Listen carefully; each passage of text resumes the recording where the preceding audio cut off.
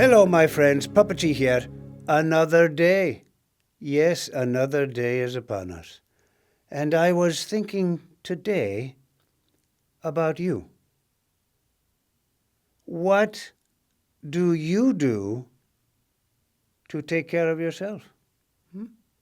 How are you doing? How are you feeling today? Just checking in. And perhaps, if you're feeling up to it, in the comments, I would love to hear how you find balance in your day-to-day. Yes? What is your practice? What is your thing that you do that gets you back on track?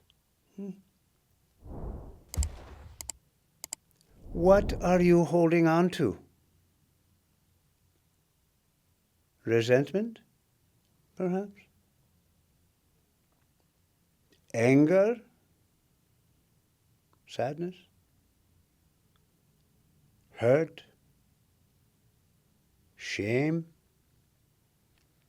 What are you holding on to that you can let go of today? And what is your thing that you do that helps you with these things, with the daily dilemmas that we all carry in our lives, you know? Nobody's not perfect.